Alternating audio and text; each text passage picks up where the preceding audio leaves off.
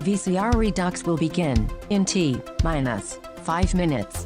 What the fart is VCR Redux? It's the show where we take movies from the VCR era and bring them back to today. How do we do that? Well, we start by talking about a VHS classic, and usually you'll say something like, I haven't been this uncomfortable since I watched Meatballs 4, Meatballs to the Rescue with my parents. Oh yeah, or you'll say something stupid like, I wish we lived in a world where the Garbage Pail Kids made as many movies as the Muppets. but I know you'll always see it through with a positive attitude. I hate this movie, I hate being here, I hate all of this. Oh, Jamie Kennedy. Oh, well, shit. Well, let's go for this. He was in Son of Mask. This is genius. I am not a gamer. I'd rather read books. Ian's like the old lady that's like, I got video game monsters, I got movie monsters in here. As long as we respect the passion and the artistry that went into these films. You know, obviously they took this movie, it's 93, right? And you're like, what do you want to see in your Mario movie? And they're like, oh, we want it to be grim, we want a lot of death, we want tits and ass. Oh, and then we start the pitch ideas with modern day sequels like Weekend at Bernie's 3, Cocaine Mountain. Sometimes we take it kinda seriously. I'll watch a Paul Verhoeven alien movie. oh my gosh, that alien will have more vaginas than anything you've ever seen in your life. Sometimes this Hawaiian shirted fool will pitch something stupid like, I would take out the virtual reality stuff and just have it be about Jeff Fahey mowing the lawn. Sometimes the best pitches come from the live chat. Alex Bonafonte also pitches Grand Theft Starfighter Vice Galaxy. wait, I thought I had the best pitches. And what happens at the end of the movie? The ultimate fart. The fart that the warmth goes like all the way down to your socks. The only rules are, there are no rules. Sometimes we cross over franchises. Only the truck from Tango and Cash can kill Christine. And sometimes we travel back in time.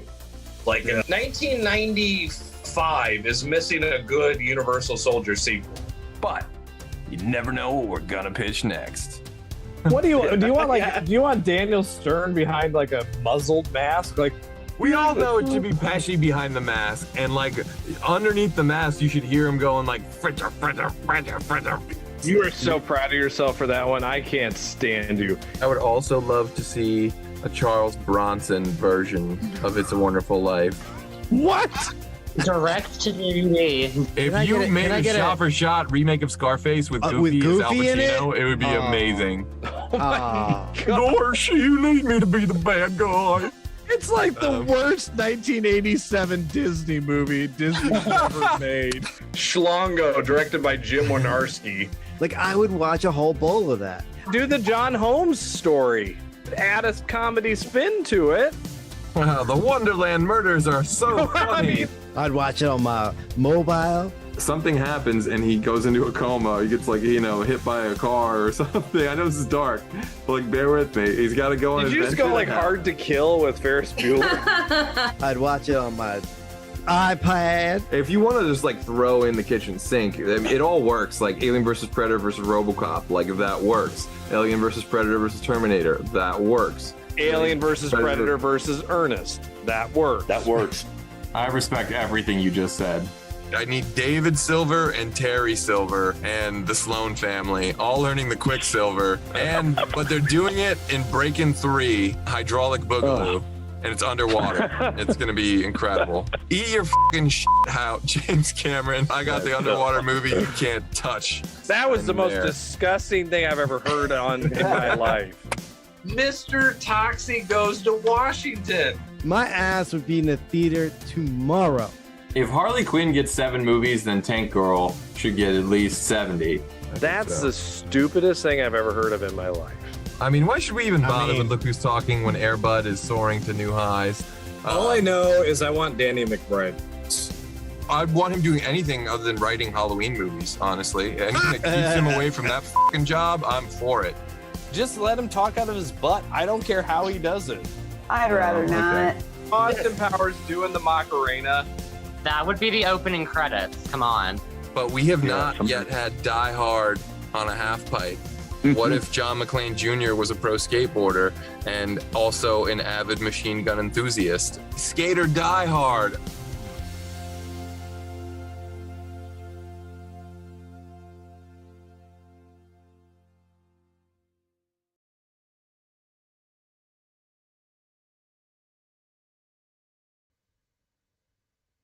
What up, virtual people? Welcome to the 140th episode of VCR Redux, where we take your favorite franchises out of the analog era and bring them back to 2024. I'm your host, pop culture punk Chris Styles, joined as always by my co-host with the most, film professor Ian Klink. How you doing, everybody? And we have two radical guests on the show tonight. First up, the third leg of our VCR tripod himself. Oh, Mickey, you're so fine. Mac Daddy Mickey Torres is back on the show. What is up, peoples? And rounding out this righteous crew, Miami mastermind and screenwriting sensation Sean Gold making an appearance on the show. Thank you for having me. It's always a pleasure when someone cancels the last minute and I get brought in. So thank you. Thank you. Well, in case he does join us, we may have an even fifth additional VCR Reduxer coming on tonight, but Don from Staunch TV is running late, so we do hope he does show up. But for those of you who don't know, Staunch TV is the best 90s nostalgia channel on YouTube, so be sure to check that out. But we are here today to figure out how they could cram all those Corys and still leave room for the Gram. That's right, folks. This world needs License to Drive too, and we're here to give it to you. But before Ian infatuates himself over the appearance of Richard Masur, we got a dish on how License to Drive came into our lives and what we love about it. And of course, that goes double for you at home and everyone watching the live chat. Was it love at first Laserdisc? Vital VHS? Hit us up in the chat and let us know how License to Drive came into your lives. So, Sean, when did you first get licensed? I was going to say, when did you first get driven? Makes more sense, but okay. Driven. Now you sound like, when did you first get licensed? Is it what, like bonded and licensed? Like certificate? You're certifiable. So, I mean, okay, I'll take it. This one was on TV as a kid, and I'll tell you what, it kind of made me nervous as a 9-year-old to actually take that test to get a license. I mean, he's in there, he's chilling, he's answering yes on the computer, and then those are hard questions. I still don't think I can answer those questions. But it was always on TV, and it was always amazing, and I always wanted my own car to get to Archie's Hot Wings, which sadly I still have yet to arrive at. I was just saying before the pre-show, I don't think I've ever been to any place in my life that is half as cool as Archie's. Archie's There's only Atomic. one way to get there. There's only one way to get there. You got to have a car. You have to be your own wheels. You can't have your mom take you to Archie's. This is the thing. No buses, no trains, no buses, no mopeds. Planes. Yeah. Rollerblades, maybe. What do you think, Ian? Only the fastest and most intense driving machines on the road can get you to Archie's Atomic. I want to go wherever that is. But I also want to know. Oh, is Archie's the same as in Can't Buy Me Love as well? Did they go to Archie's? Ooh. I don't know where they go, but I'm pretty sure it's not called Archie's, or they don't outright implicitly say. I think it's something else because if memory serves, I'm not sure where License to Drive was filmed, but I know that Can't Buy Me Love was filmed around the Tucson area, and some of the greatest movies were filmed there. Of course, Just One of the Guys and Can't Buy Me Love. And The Race was also filmed there. The 80s Magic was in Tucson. Yeah. I think that just placed. That's where you had to go to be cool. I mean, it was. And that's where you had to go to have a non-union crew. Also. Benefits all around. Yes, but I do again want to know how Mickey first got licensed. Was this a Mick date back in the day? No, this is like 2 days before my 12th birthday. Man. Yeah. I don't remember. Like, I think I saw this on cable. To be honest, it was always on. It was one of those like go-to movies that was always there. Yeah. What a great time! When you would become a McMahon, you should see License to Drive. That's just perfect. I love that. Is that for anyone, or is that just for? Well, specifically, yeah. Anyone named Mickey Torres. Put you that way. Well, and it just started this movie started my love of the Corys. I mean, like, I know, like, it just, for me, it was just like, these guys are the coolest guys. And I wanted to be Corey Haim so bad. I think, this probably was, it was certainly instrumental in putting me on the path to like Corey fandom. because I'm like a fangirl to this day. I love the Coreys. I love all the, again, we were talking about the Ernest movies last week, and I said there was like the 2 stages, and it was like the stages of Beatles albums. You can kind of apply that to the Coreys, where there's like the we're teen A-list like Spielberg movie dudes, and then there's the, then there's the like, and there's we're National Lampoon's Yeah, Life. National Yes. Lampoon's- Yeah, exactly. Yeah. Exactly. But you know No, something? No, forget you, sir. The Sergeant Peppers of the Coreys will always be blown away. To heck with all of you who don't enjoy that movie. That thing is a gold mine. I You think could have had me with Double O Kid. I was gonna say that arcade Double in O the Kid? Double O Kid. Like I wanted that arcade. Sure, it could kill me, but that was pretty dope. Yeah. So when did young Iowa Ian come upon this film? This has been one of those. Yeah, I want to say that we had it recorded on a VHS tape, but I don't think we did. I think it was just an HBOer. I think this was always on HBO, but I mean from like 5 years old, I was watching this movie, and this is all I can just always remember this movie playing. It was definitely an HBO safer. I've talked about this before, where HBO would play safer movies. Yeah.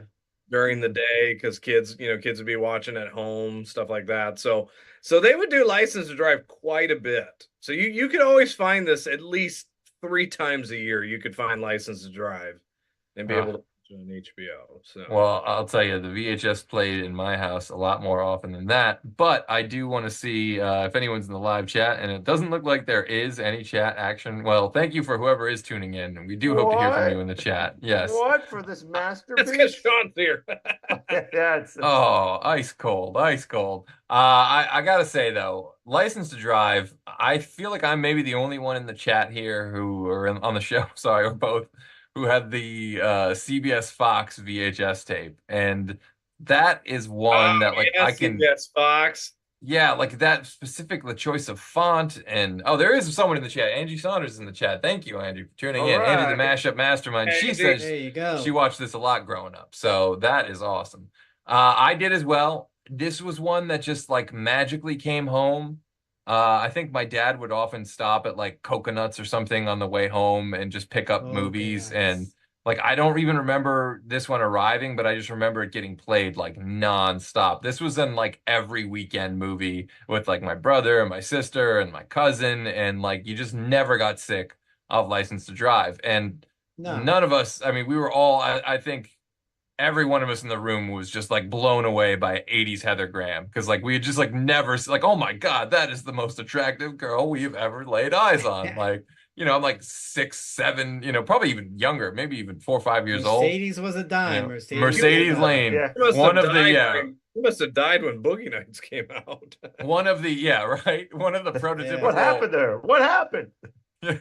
One of the prototypical 80s movie crushes for sure. But I gotta say, as I grow up, the older I got, the more I would kind of like, hey, Nina Shimashko is like the really cute 80s nerd, though. Like, that's nothing to sneeze at in its own right. And also, this movie's packed full of 80s crushes for me, because Veronique, however you say her name, in Paulo's girlfriend, when his new girlfriend is like, this is Veronique, we're going to be moving in together or whatever.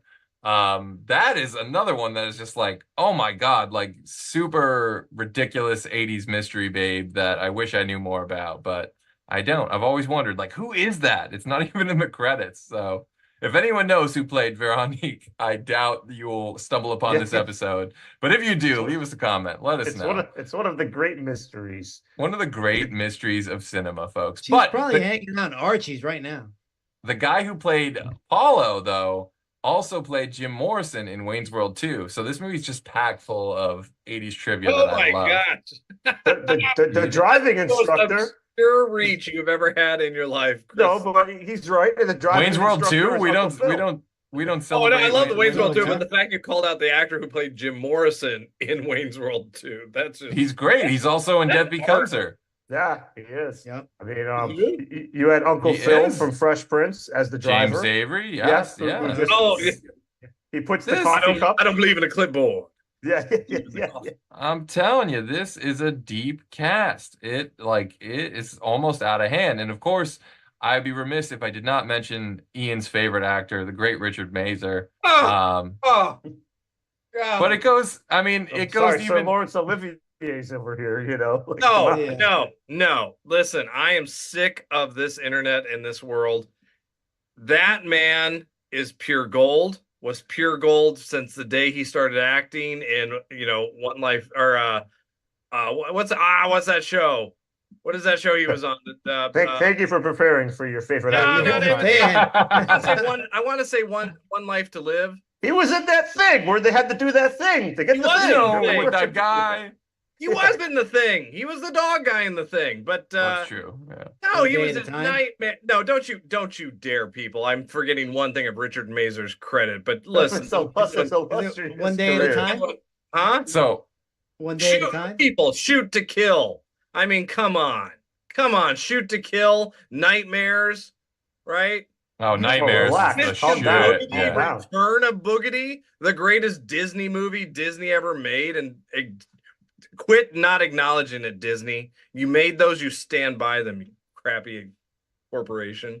Ian's happy place is eating gas station pizza with Richard Masur. I'm convinced of it. But one day I'm going to meet that man, and I'm going to faint. I actually did meet him. He'll be happy to meet you. I've been holding on to a Richard Masur autograph that I got for Ian, to Ian. What? Yes, for like a year or two, I don't know, 3 years now. I met him at Schiller Theater, and I was like, I have to go get his autograph just so I can get it for Ian, and I'm dying to talk to him about License to Drive. I'll get into his stories in a little bit, but in the rounding out of shouting out the cast, we gotta give credit to Carol Kane. Is amazing. One joke that always makes me laugh. Throwaway role that she makes it her own. Absolutely. Yeah. There is no way I can watch this movie and not laugh when Dean's laying down on his mom's car horn and they're trying to eat dinner and stay calm. He's not supposed to leave. And when Carol Kane turns, it just, and then Richard Masur immediately backs out. It's so good. It's, oh my God, one of my favorite things ever. It's like this is what I ate when I was pregnant with all of you, and you turned out just fine. And then Helen Hamft as the DMV. Mr. Anderson, we were able to retrieve your scores, and I suppose you already know you failed. Why did that lady have a career? Why did that lady not have like an A-list career in this town? She was in a couple things, but I don't know. They all can't be gold, you know. Was she in Burger King commercials too? Oh, she definitely did some stuff. I'm gonna roll over to her IMDb page. I'll see what she did. But again, for roundedness of shouting out the cast, even Michael Ensign, who played the teacher, was perfect casting. Grant Heslov as Natalie's commie boyfriend, you know, and that's another joke. Another joke that I can't not laugh at, where he's just like, I admire you. I really admire you for having the strength to bring a child into this oppressive world with the so good. Oh my God. But let's see. Helen Hamft, what else was she known for? Stage 1950s theater productions. She was in a bunch of stuff. Oh, she was in Moonstruck. She was in Manhattan. She was in Arthur, which the sequel of which opened against License to Drive. So yeah, she definitely got around. Arthur too on the road. She's in The Secret of My Success, of course. Oh my God, yeah, and Coming to America. That's right, yeah. She's in Chris's favorite movie, yours. You know, Michael J. Fox. I have never really like put in the. That was one that I watched maybe once or twice. Secret of My Success. You didn't rewatch? I love Secret of My Success. You are sleeping on like one of the best. First of all, that movie made more money than Lethal Weapon did that year. So like the public knew what was up in 1987. That's fine, but go fart yourselves because Greedy is the best Michael J. Fox movie, and I don't want to hear it from any of you. Greedy is an excellent film, but Greedy is no Secret of My Success. Secret of My Success is a top comedy. Even Light of Day beats out Greedy.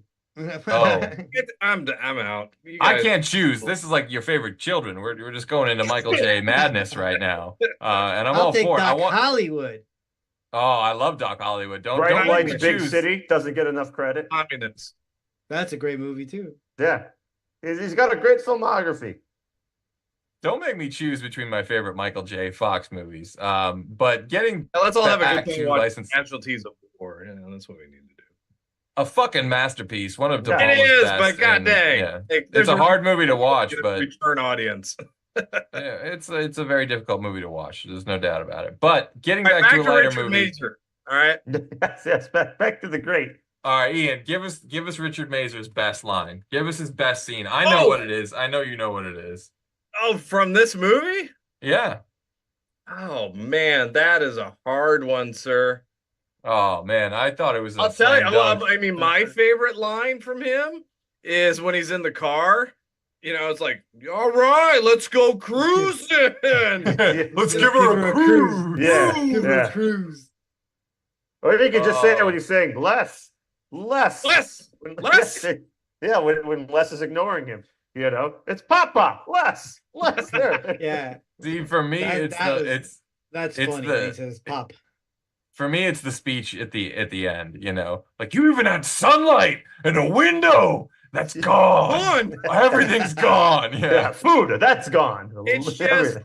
he's the perfect 80s dad that everybody wanted, and it's like you just wish he was your dad, You know what? No, if you no. I like my dad. But if you put my dad looks like Richard Masur. That's part of it. My dad looks like my dad. Everyone's dad looked like Richard Masur in the 80s. Everyone. And it's funny. And I was thinking about the parallel between this and Encino Man. And it got me thinking that Encino Man could have been written like with the intention of it being a Corey's movie.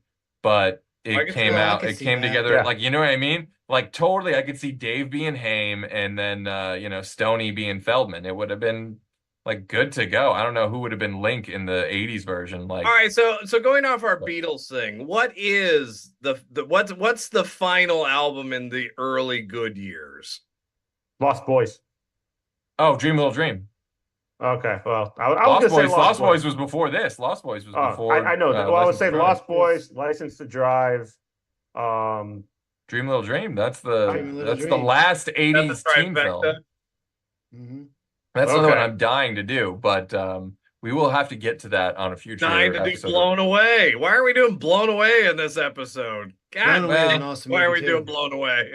If maybe just for the simple reason that there's that other Blown Away movie with Jeff Bridges and That's Tommy Lee right. Jones. Yeah. There's But in I that got one, real they don't confused. have they don't have Corey Feldman banging a girl with socks on. No, But it's- sorry. But it's like the Britney Spears crossroads versus the Ralph Macchio crossroads. I just hate that you're encroaching on established turf. Like, leave Corey Haim alone and let him have Blown Away. That's all I'm saying. I agree with you. That's a great You movie. know, we didn't need that Bridges and that Tommy Lee Jones. That was just more the same.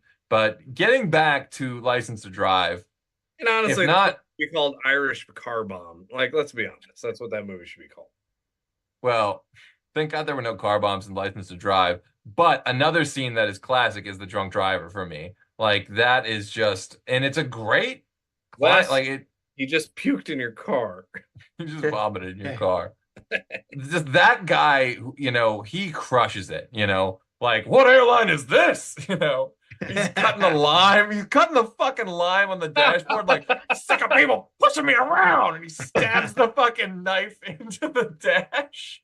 Like, That is that- in like 10 or 15 years. See, I also laugh. I laugh at the fact that when they get pulled over by the cops and the cops open up the trunk and they have a body, like basically they have a girl in the trunk, like passed out. The cops like, what is this? And then they get another call and they gotta go, whatever the case may be. He's like, you're lucky. But I'm sitting there going like, in what world The would most they have yeah, exactly. So this is, the thing I love most about the thing I might love most about Feldman and Haim is their ability to switch. Like, if you do Weekend at Bernie's with them, either one can play the Andrew McCarthy role, either one can play the Jonathan Silverman role. And that's why I love License to Drive and Dream Little Dream, is because I agree with you, sir. you disagree. I disagree. Only Corey Feldman could be the Andrew McCarthy. Oh, Corey Haim was the straight man. No, Corey Haim. Have you not seen Dream a Little Dream? I have Dream a the Little Dream. masterful role of Dinger. I argue the one thing I don't like about Dream a Little Dream is they role reversed. That's just rude, mister. No, it's not. Corey Feldman should have always been the comic relief, and Corey Haim was the good straight person. And that's why I'm not disliking Dream a Little Dream. All right. I dislike Dream a Little Dream 2 based on principle alone. But the principles of good taste. The principles of that movie is a wet fart that you have in your underwear. But Dream a Little Dream, I really do wish it, and I know the whole point was they wanted to reverse. They wanted to have, Feldman be the main, but the man is comedy gold. He should have been in that role. I stand by that. I don't think you're giving enough credit to the hamster. Just again, I referred simply to Dream Little Dream, if nothing else, but I know he's done it in other movies. Double little kid, I'm telling you. Yeah, he's got the fucking goods. I like Fast Getaway. I like Fast Getaway is another one. Fast Getaway. But again, he was the lead. He was the serious lead. That's what I'm saying. Fast Getaway. Well, I will say though, that where it doesn't work is, as I said earlier in the show, Last Resort. It just doesn't work. National Lampoon's Last Resort was definitely a cash grab, which I understand. Well, they got fleeced. I think, to my understanding of it, is they kind of got fleeced on all these National Lampoons. Yeah, all these National Lampoons like deals was that like at a certain point, some company bought National Lampoons, and they just had no interest in anything. They just slapped that title on things. Oh yeah. And everything they did was a cash grab after National Lampoon's Loaded Weapon, which we must cover. I insist we do Loaded Weapon. That's a good one. Yeah, on VCR Redux sometime. That is a great one. But what is, again, for those watching in the chat, what are your favorite scenes? Who's your favorite character? What's your favorite quote? Is Ian right about the Corey Haim not being able to play the comic relief, to which I disagree vehemently? Am I right that Richard Masur should be the dad in every single movie ever made? Well, speaking of Richard Masur, in the chat from Captain Kyle, he says he met Richard Masur and moderated a panel with him at Steel City. So you can just I thought it was going to be Richard Masur's in the chat.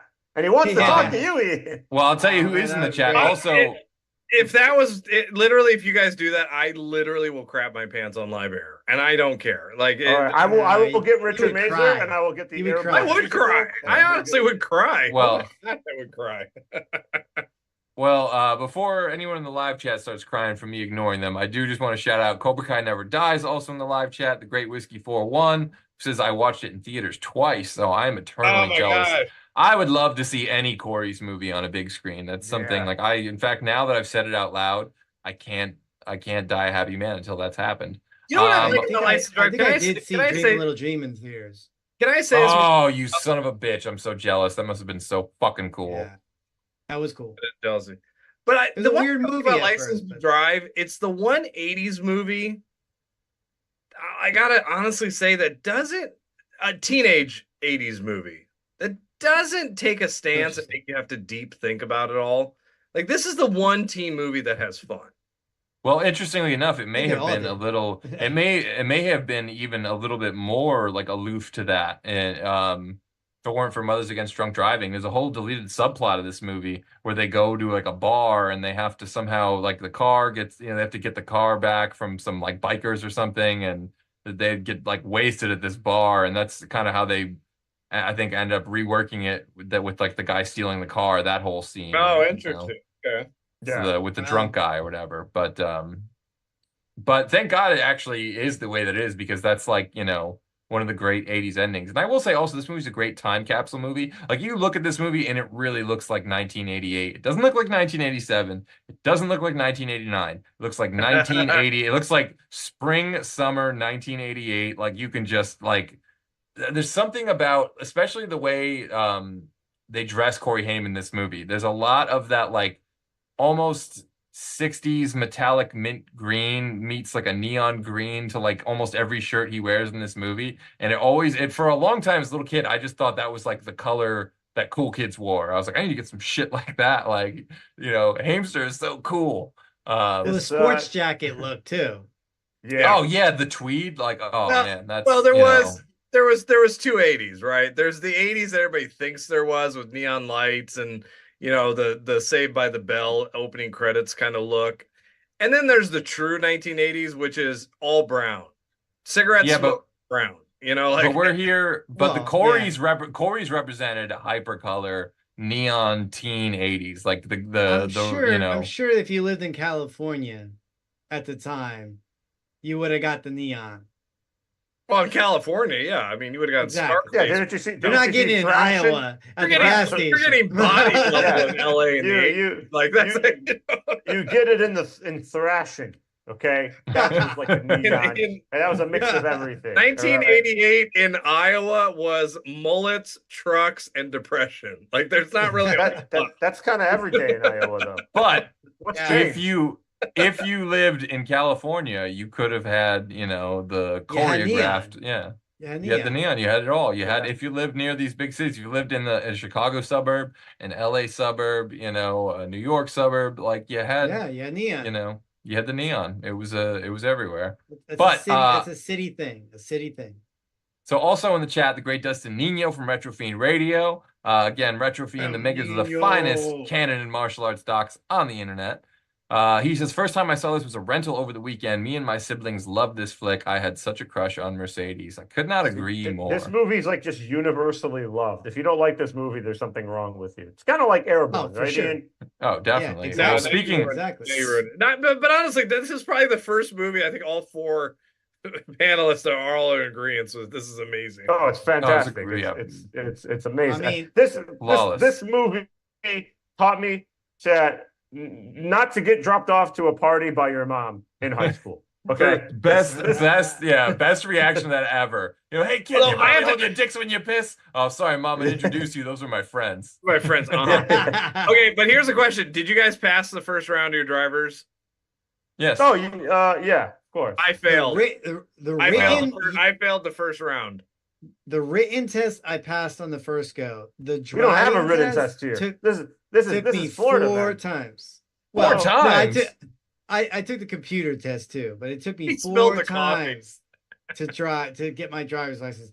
Literally, I feel like my driving instructor, because I had him every time. Well, the 3 times. You kept getting the same guy? I kept getting the same guy.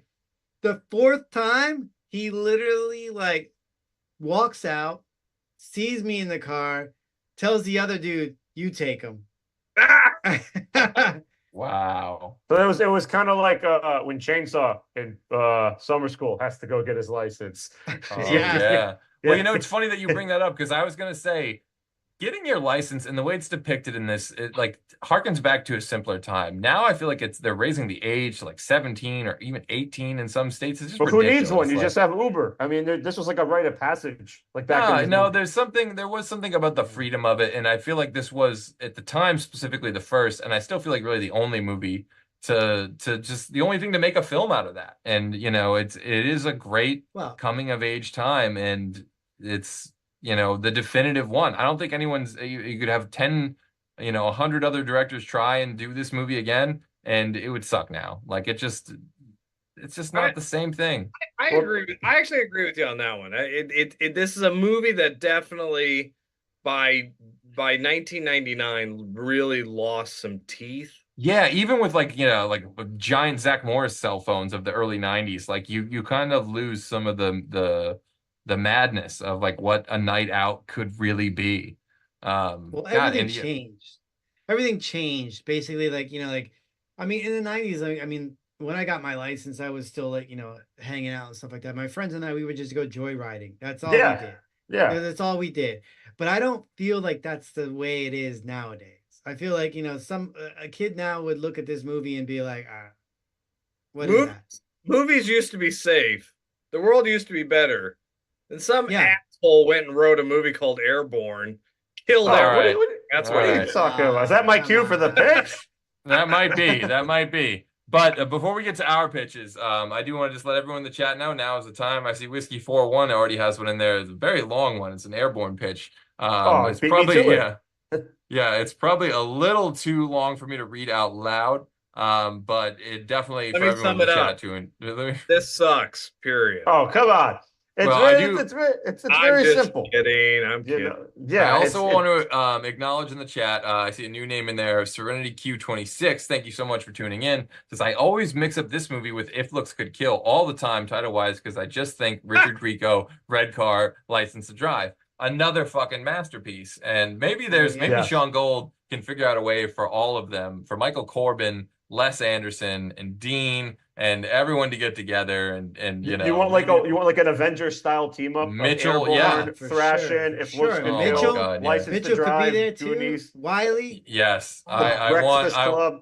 I mean, I okay, want so Devil's Backbone Endgame. You know? there we go. Les moves to Cincinnati and loses his license.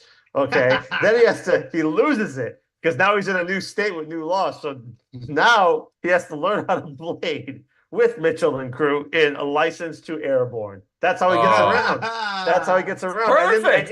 And in the very end, he visits Archie's Hot Wings, but they don't need a car because they blade there, and it becomes cool because those kids in cars ain't gonna mess with Snake. They're gonna look at him, and Snake's gonna give him the look, and it's gonna be like, Yeah. okay. The best part about this is that Corey Haim actually put out like a video, like the first time he was like kind of trying to clean up his act to like show that he was like, you know, back at it's like him rollerblading and him playing baseball and all this shit. So Haim can blade. Haim is game. See, I think Haim, okay, Haim- and they could have Corey Feldman Get come outta in and here. do it. And just so you know, because I looked it up, they tried to do a trilogy where it was going to be License to Fly and License to Dive. Right. Those would be the Wow. real ones. Diving. Yeah. So Yeah. I've actually long thought about this, but there is one in the chat here. I'll read from Dustin Nino before, and again, you guys are more than welcome to go before I do as well. But Dustin Nino says, my pitch would be something along the lines of Feldman is having a midlife crisis. His kid is getting her license. He sees the red caddy for sale across the country, takes a drive, and finds life. It was a green caddy, but perhaps now it could be red. Who knows? Yeah. And it could be a touching tribute too, because he could really start telling his daughter about his friend, and maybe they could make his friend has passed away too in the movie. So I think there's a couple different ways to go. And first of all, I always should mention, feel free to pitch it as if Corey Haim's still alive, or as if it's still 1989, or as whatever. Like those are the kind of the more fun pitches I think for the show in general, anyways. It's sad to think you're doing this movie without Haim. That would just be ridiculous. So, but there are no rules. So if you want to pitch a passing the torch, like a la Bill and Ted Face the Music, where their daughters go on a wild night in a car, like by all means, there are no rules. But all right. Ian's got. Oh no, please go for it. All right, so it's 2008, and there's a made for Disney movie called License to Drive 2. Not License to Drive 2. All right. All I know is that it is two girls this time around. One of them is Les's daughters. The driving instructor is Corey Feldman. And the principal of the school is now Richard Masur. I knew that was coming. I knew it was coming. Listen, there will be no pitch in this chat. There will be no pitch in here of any kind without Richard Masur. Does Richard Masur rollerblade? Can it be? I don't care. Airborne, I would support that movie if Richard Masur was in it. I would as one of the biggest preps? fan of that movie. I'm getting dizzy. I'm just gonna say I'm getting dizzy from all the spinning in that, because you're taking Richard Masur and you're like, now he's the principal. As much as I love Richard Masur, that may have gone too far, because it worked for Gilbert. It worked for Gilbert Gottfried in all the parent or the problem child movies. It'll work. Just no, it's not. Work. It's not that I don't believe Richard Masur could pull it off. I just feel like you're doing a discredit to the character. I feel like the character, like, think about who this guy was. He's got a nice house in the burbs. He drives a fucking BMW. He's gonna buy his son. What did he buy you, Mickey? You don't know. He's gonna buy his son a BMW Yeah, a and maybe his BMW. daughter too. He's gonna maybe buy 2 more BMWs for his twin A lot of children. property taxes for teachers in California. What do you want from me? The point is, I'm just saying. He's not fine. He's not the principal, but Richard Masur is the driving instructor. All right, are you happy now? He works at the DMV in retirement. So wait, did he lose his fortune and take like the lowest job available and doesn't have a resume? Or I He think works for Enron. What do you want from me? The point I want a is, solid don't story. do this Like, movie without Richard Masur. all right. I mean, I'm he gonna could still circle. be there. Pops is still there. He could be there. Yeah, I'm gonna Pop's circle. there, I'm gonna carrying circle diapers. back. I'm gonna circle back to Richard Masur. So hear me out, because my first thought for a sequel to this, and I've thought about this for like since I was a little kid, even probably. We've had sequels before. We've had prequels before. We've even had in-betweequels. But we've never had a movie that takes place at the same time in a different location with different actors, but is still connected to. And that's why I've always wanted to see License to Drive 2, Grandpa's Night Out. What is the story? Grandpa takes his like 40-year-old son's BMW for what? Who is he trying to impress? What is Grandpa getting into that weekend? And how does it go so fucking haywire? Remember, he took it because he didn't feel comfortable driving his caddy long distances. So he was trying to protect his caddy. So he took the BMW not to show off. But I mean, even if like, hey, I'm gonna put the wear and tear on your Beamer, son. Yeah, You know? if Les's dad had a Pinto, he would have taken the Pinto. He just didn't want to take the caddy long distances. He takes a Pinto because they. I love the like white privilege in this movie that like, oh, I don't want to, wreck my good car. I'll just take a BMW because that's like slumming it. Right. Like, Right. that's the materialism of the 80s. Like A BMW that cost $23,000, mind At you. the time, yeah. At In 16, 80s dollars, it had yeah. 16 years old. Very it was good a caddy, and it only had 20,000 miles on it. So he didn't want to his precious caddy come on. Like, to him, the Beamer was a junker. Okay. The caddy But even was all right. But Okay. still, what does Grandpa get into? That's we know now why he I took would the love Beamer. that. I would I love mean, that. he gets into some fun. He ends up at Archie's Hot Wings. Okay. Yes, by like far. that's what I'm saying. Like right before Les gets there, or even after. But Or he what sees would the aftermath. what would the old person version yeah. of Archie's Hot Wings be? Would it be like a jazz club or like some speakeasy? No, I think he just goes up to Dude. Archie's. bingo night, Okay. You could totally make it, and you have clips of License to Drive in it, so you see like Les and everybody at Archie's, but 2 hours earlier, Grandpa was there, stuff like that. okay. As he's pulling out, Les is pulling in. That whole thing. They And you keep can just have it, missing each other. Exactly. Oh my god! And then That would be. basically- I wouldn't have. I didn't even think of it like that. I thought different location. I thought Grandpa's in Miami with the Beamer, and he's breaking his friend out of an old folks home. No, I think it works better with where it's like you might they be keep right. missing each other. Keep it all in Hill Valley. Yeah, keep that it all whole in Hill Valley. construction- Exactly. Whole construction area, stuff like that. Grandpa hit it first. Yeah. So circling back to Richard Masur, as I promised to do. If you didn't do Grandpa's Day Off or Grandpa's Night Out or whatever, what would the Richard Masur version of it be? That he was the main character. It was a night out for him. Okay. Please. Okay. This is what you do. If you want Richard Masur as the main character. Yes. Okay. Oh yeah. All right. Masur should be the main character of every movie. Forrest Gump should have Masur. So should Airborne. He could have played you'll Mitchell. get your chance. Exactly. He could do it. Way better movie if Richard Masur was the killer. I'm just saying. It just it killer. worked. Who cares? It doesn't matter what role Richard Masur did. He could be the president. He could do anything. Richard Masur as Martin Luther King Jr. in I Have a Dream. Richard Masur as Shirley Temple in Heidi. Exactly. Richard Masur Hey, stars in if he pulls it Kojak. off, he gets the Oscar. Who cares? All right. All right. So Richard Masur. All right. So Les's family Okay, because they're not going to work at the DMV. They have money. I mean, look how much money. Look at all the cars and everything. All right.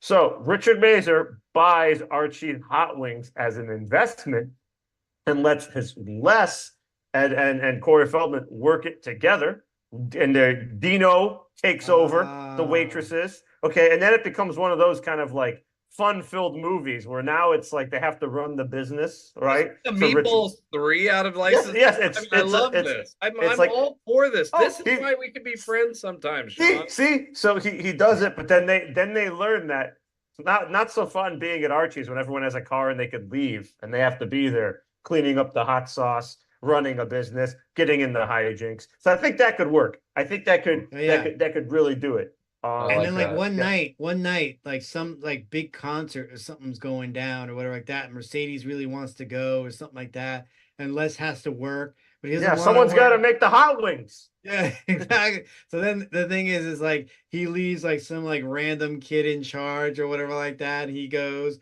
The kid is like like Archie's is getting trashed and this and that, and they're like a cross country trek to go see this concert or whatever the concert is, whatever. There it is. Could be the. And they have to make it back before Richard Masur finds out that like the place is destroyed. Yeah, the money was like, stolen. Like everything. Les tells him. Look. We go for 1 hour. 1 hour only. So I was gonna go a totally different way with it. I thought that again, for Richard Masur's sake, you play off of what we know about him in the first movie, and that he's obviously like pretty well-to-do, fairly successful guy. So maybe he, went into like local politics. Maybe he became like the mayor of the town or something like that. But maybe it came at a price. Well, he can be mayor, but be a principal. Oh, like I can't stand you sometimes. How do you not get that? Like mayor is a lot more prestigious than it principal. is, but I suggest principal. It's like, how dare I take a fart? I mean, I said he should be a janitor, and I don't know what's wrong with that. Come on. But I mean, at any rate, the point being that Richard Masur, his career and that kind of stuff is going well, but maybe his marriage is on the rocks at the moment. They're in a rough patch. So she takes the kids, goes away for a weekend. He has this crazy night out with like an old buddy of his or something like that. And it's sort of a, midlife crisis coming of age type of crazy night out. And we also, I'm sorry not to cut you off, but before I forget, we also forgot that Les has a younger brother. Yeah, Rudy. That's true. So we could do the hijinks with Rudy. The attention he deserves. We could. And like Les and Feldman, they have to like help Rudy because Rudy decides he's gonna take the fucking car one night. I'll tell you, everyone in this movie I would watch a spin-off of. The more that I think about it, like I would totally watch a spin-off about the DMV lady. I would totally watch a spin-off about Natalie's commie boyfriend. Like I would watch Paulo, his movie. That dude is the most interesting man in the world. And again, I do want to shout out his name. And I also want to read Whiskey 41's pitch, the great Alex Bonafante's pitch. But the actor who played Paulo, his name is Michael A. Nichols, who's credited as M.A. Nichols. So that's who's in Death Becomes Her and Wayne's World 2. Everyone else got a shout out. I figured he should get one too. But Whiskey 41 does have a pitch. A little bit closer to readable length here. So I will read this one. I don't want him to feel left out. Alex Bonafante's pitch. Years have passed since Haim's death, and Feldman and Heather Graham are both single and agree on a night on the town. But when they get slipped Mickeys, they try to get to another club on an Uber driven by Pauly Shore. A night of mischief ensues, and suddenly they're being pursued by a has-been fake cop who's been wiling, fooling an entire police department with fake credentials, and also hosts a stage reality TV show documenting his facade. Yes, it's Steven Seagal in License to Pretend. Oh, you had me until then. Oh, but you're a Seagal fan? You don't like the making fun of Seagal? He's not a Seagal fan. Well, this is making fun of Seagal. That's the whole point. Oh, I like Seagal. Like, oh, you like Seagal? Yeah. I don't even know. Like, you make no sense sometimes. You don't make no sense. You like the... You like I don't like out for justice 5. Nah, you know, Steven all his, Seagal. all his, I'm talking marked for death Steven Seagal. I like 1989 Steven Seagal. Like, give me that. all his lawyer frat buddies all watched Executive Decision back in their country club together. That's why he likes Seagal. Although I don't care what it is, the sequel, no matter what it is, should be called License Revoked. That was going to be. So you can say just been revoked. Well, that was going to be License to Kill, the James Bond movie. It was originally called License Revoked, but they didn't think people would understand what it is, so they just called the movie License to Kill. So I wish, although I tell you, I really wish they had just cranked out like at least 2 more of these, so that like they'd done the Halloween, you know, like License to Drive, License to Live, License to Kill, or something like, or License to Die. I want they're both cops. I would have loved a License to Drive. Yeah, just get movie. it crazy, like yeah. I would have loved a License to Drive movie done at Christmas time. Oh. Like, to me, that would be awesome. Like, yeah, man. They're coming home from college for Christmas. You know, they got to go from New York to California. Yeah, so it's like a road trip. There you go. Yeah, or maybe they go road trip to Vegas. Oh my God, them in Vegas. You take them anywhere. I mean, I would literally watch the Tokyo Drift thing. You know, there's a million ways I could see it going. Like literally, you go like the Baby Driver direction, where it turns out like Haim just now is like an elite driver. Like he's like he went from doing stunt driving for movies to like now he's like driving for the CIA or the, you know, he's doing like crazy James Bondy shit. And you know, you could have just drive escalated in reverse really well. Yeah, it could be a street racer as your poster. You know, you could have gotten Too Fast, Too Furious. Oh my God! They could be on They could be on the ski slope, and then all of a sudden they fight over the same woman. Oh wait, that's blown away. Sorry. I mean, we could do. I mean, I've seen that movie once or twice, and it was I don't even know what to think of it. But I'll happily come on and airborne pitch that. Blown movie. Oh man. Blown away. Yeah, no problem. That actually kind of made me laugh. Yes, there you go. Air blown you just air farted your way right into Ian's heart. I love it. Oh, there you go. Let's do it. Air blown away. Make it next week. Let's do it.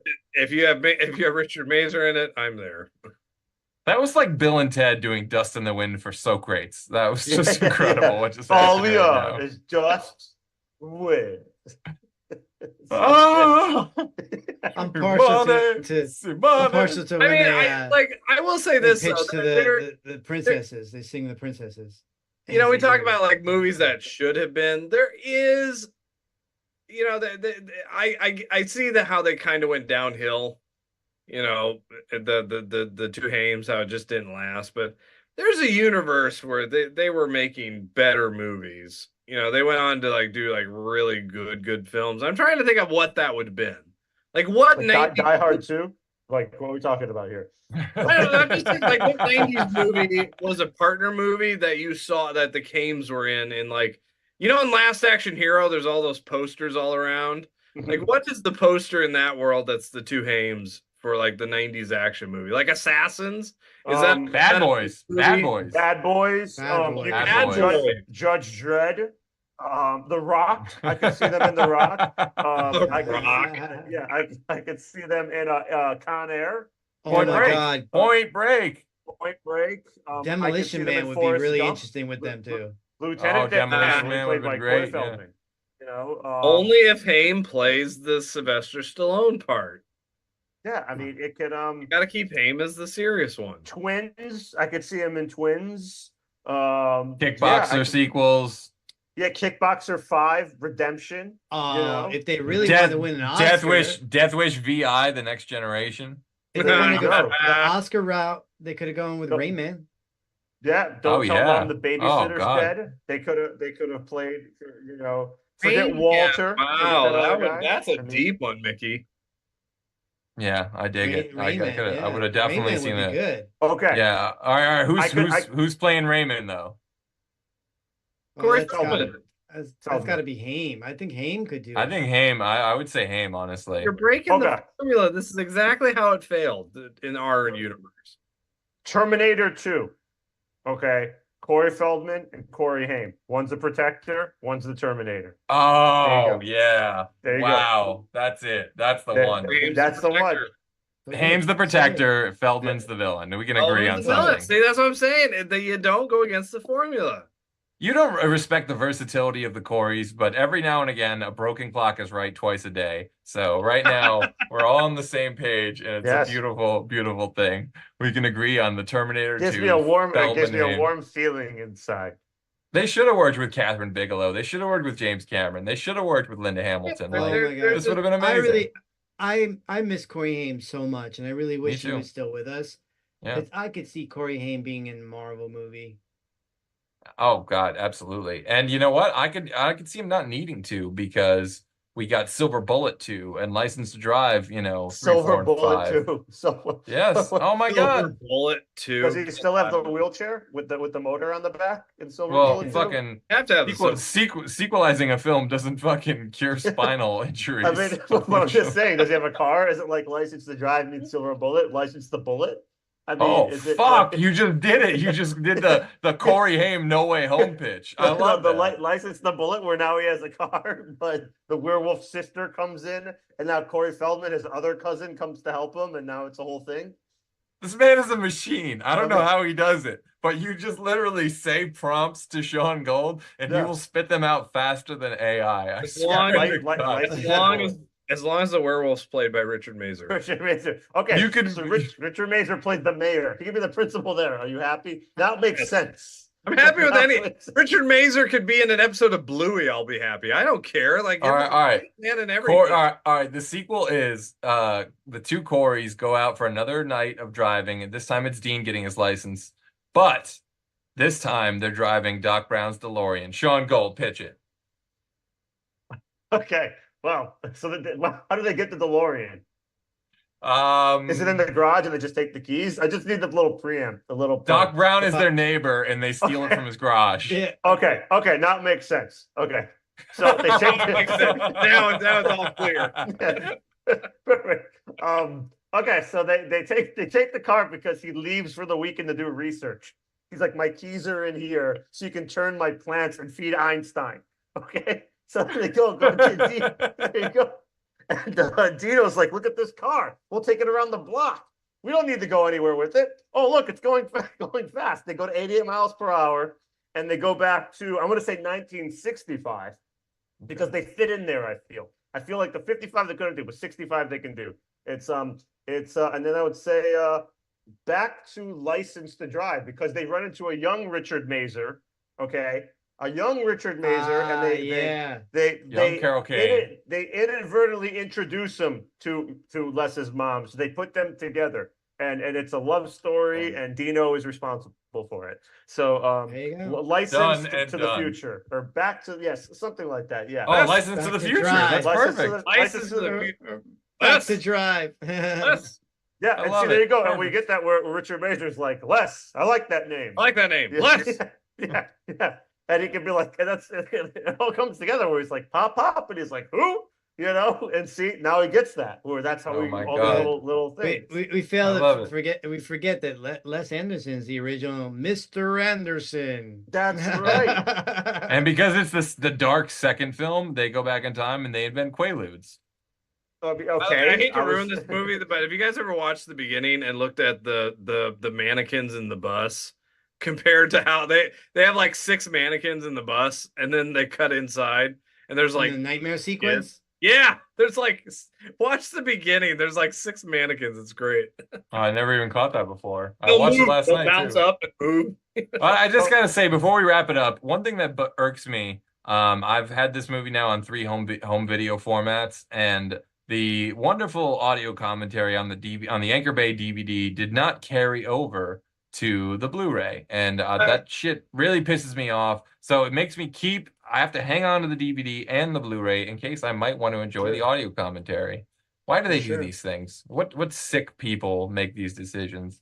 It's a horrible world we live in. I'll tell you that much. We wait with bated breath for the Criterion version. So also I must tell the Richard Masur story that I got from him at his table. So of course I asked about License to Drive, and he said, well, the interesting thing about that was I could see Feldman starting to, have a negative influence on Corey Haim. He goes, Corey Haim was a sweet kid, and I pulled him aside one day and was like, look, Corey, you guys were late today, and because of that, all these fucking nice people who work are gonna miss time with their families. They're going home later. They had to work, for more hours for the same pay because you fucked up today. He goes, don't you ever pull that shit again. And he goes, and Haim never acted out ever again. But he's like, Feldman was raised by wolves. I couldn't talk to that guy. Everything was in one ear and out the other. But Haim was, he was a nice kid, respectful, blah, blah, blah. I thought that was kind of cool. But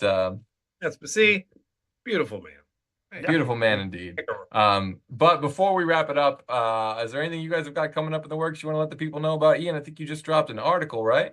Yes, I wrote an autobiography of Richard Masur. And I actually wrote an article on B Movie Challenge on the movie that JR shot. It's a movie that was made by Larry Hagman himself in the 70s called Beware! The Blob. So check that out on B Movie Challenge. I love the hype spin you put on that. The movie that JR shot, not who shot JR. That's interesting, yeah. Well, that was the tagline they put on the movie when they released in the 80s. It was the movie JR shot. That shows confidence in the movie itself. Yeah, you flipped that as perfect as a good omelet. Well, at Archie's. That was good. I like that. Well, I guess it's then time for me to remind you that you Fandom fans might want to tune in next Wednesday at 9 p.m. when we find out that each of us is in fact a brain, an athlete, a basket case, a princess, and a criminal for our Breakfast Club episode. As always, if you enjoyed this video, the best way to help is to smash that like button and leave a comment telling us what movie or TV franchise that you want us to cover on a future episode of VCR Redux. And since you're already doing that, you might as well go ahead and like, subscribe, and follow Fandom Spotlight and Pop Culture Punk. Till then, back up those Betamax, rewind those Laserdiscs, and we'll see you at the movies. Less!